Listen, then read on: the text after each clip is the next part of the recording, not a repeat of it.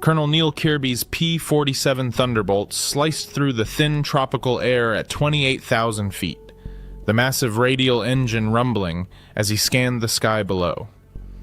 His 3 wingmen maintained loose formation behind him, their reconnaissance mission to Wewak complete, fuel gauges already dropping into the yellow. Then Kirby spotted movement, 5 miles below. A lone Japanese fighter tracking west across the green jungle canopy, completely unaware of the American formation diving out of the sun toward him. The Oscar never saw what killed it. Kirby's .850 caliber machine guns converged on the lightweight fighter, shredding its aluminum skin in less than 2 seconds. The Japanese pilot, Lieutenant Colonel Tamiya Teranishi, a squadron commander with multiple kills, died before his aircraft hit the jungle. But as Kirby pulled up from the attack, Captain Bill Dunham's voice crackled over the radio with words that should have sent them running for home. "Colonel, formation at 3 o'clock low. Count 12 bombers with, Jesus Christ, looks like 36 fighters." Kirby's fuel gauge showed maybe 20 minutes of flying time left. The numerical odds were 12 to 1. His mission was already complete. October 11th, 1943, and the war in the Southwest Pacific had reached a critical phase. Japanese forces at Wewak represented the last major air threat to Allied positions across New Guinea, and intelligence desperately needed information about enemy strength. Before launching the next offensive, Kirby had volunteered to lead this 4-plane reconnaissance sweep precisely because most commanders considered it too dangerous for anything less than a full squadron. The formation circling below wasn't preparing to defend Wewak. They were heading east, directly toward American positions where thousands of troops were concentrated in vulnerable staging areas. If those 12 bombers reached their targets escorted by 3 dozen fighters, the casualties would be catastrophic. Every minute Kirby spent deciding was another minute, those bombers flew closer to killing Americans who had no idea death was coming. His training, his orders, and basic military logic all screamed the same answer. 4 fighters don't engage 48 aircraft. You report the contact, you get out, and you let command assemble a proper strike force. But assembling that strike force would take hours, and in hours those bombers would already be dropping their ordnance on American positions. Before we continue, I'd love to know where you're watching from and what you know about the P-47 Thunderbolt in the Pacific.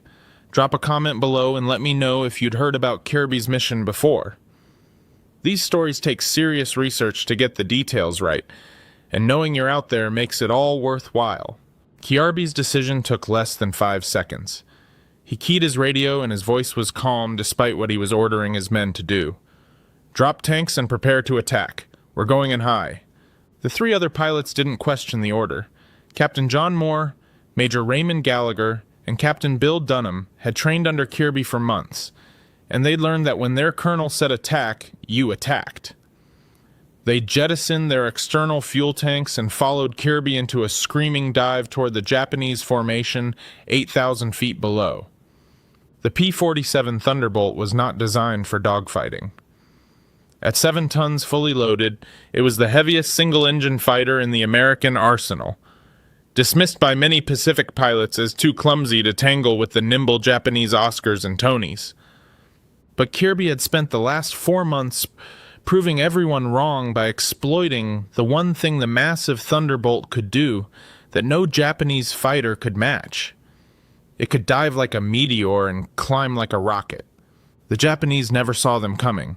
Kirby's flight dove from 28,000 feet to 20,000 feet in less than 30 seconds, building speed until the airframes shook and the controls went stiff. The 4 Americans roared through the formation from above and behind, .850 caliber guns per aircraft suddenly hammering into the surprised Japanese pilots.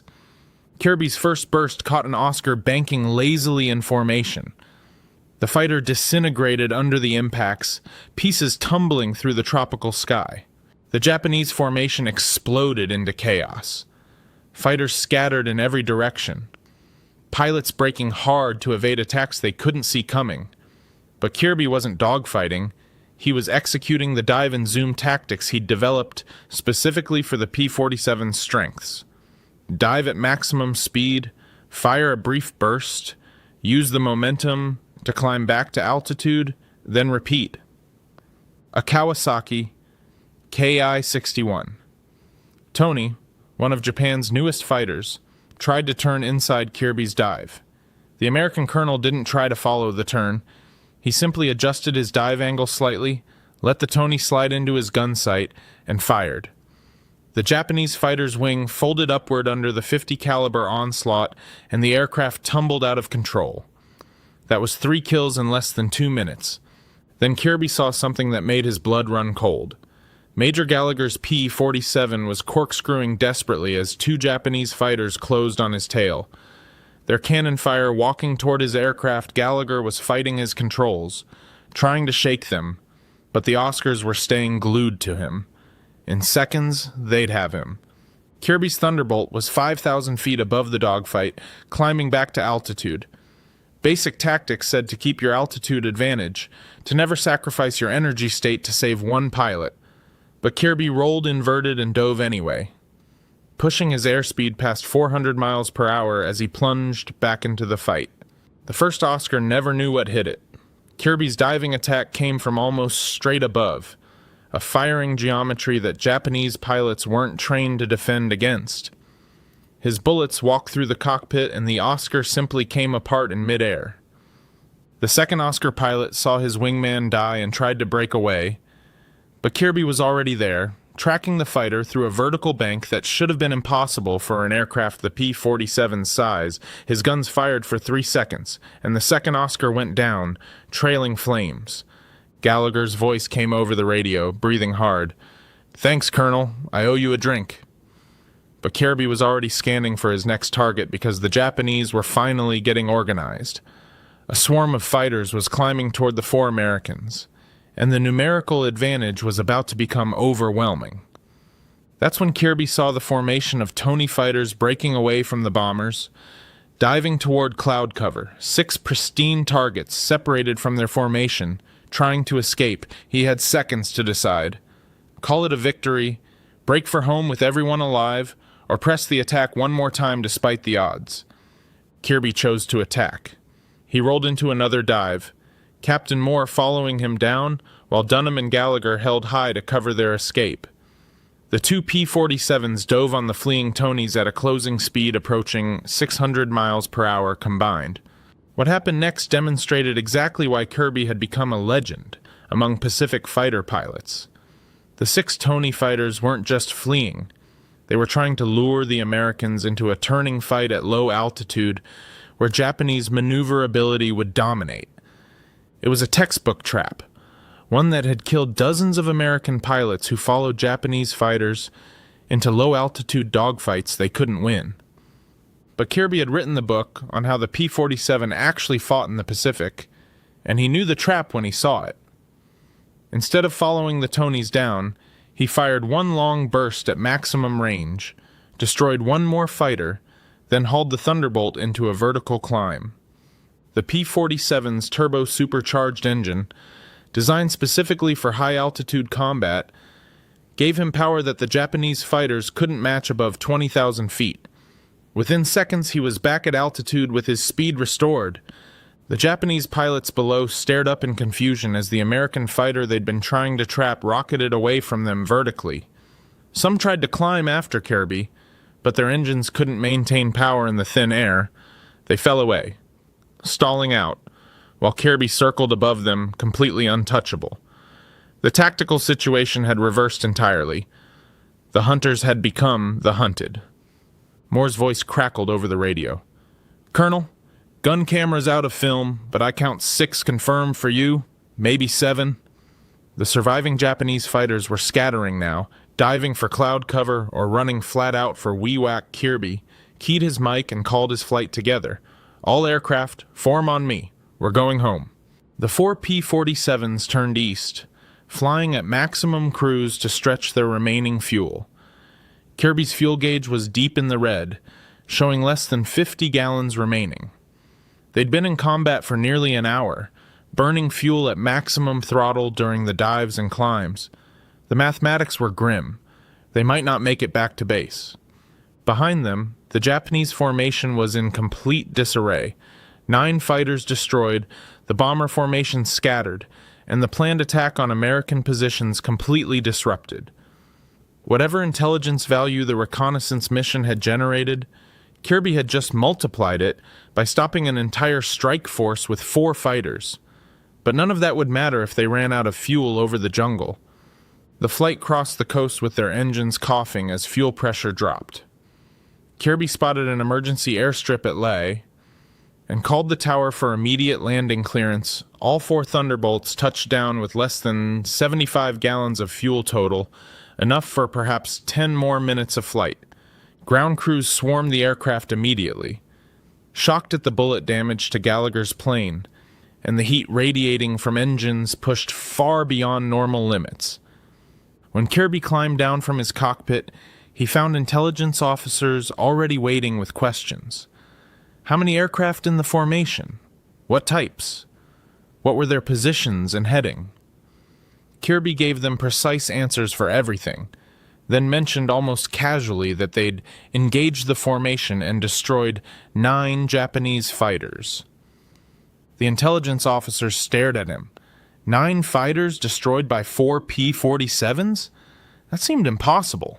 The gun camera footage erased all doubt.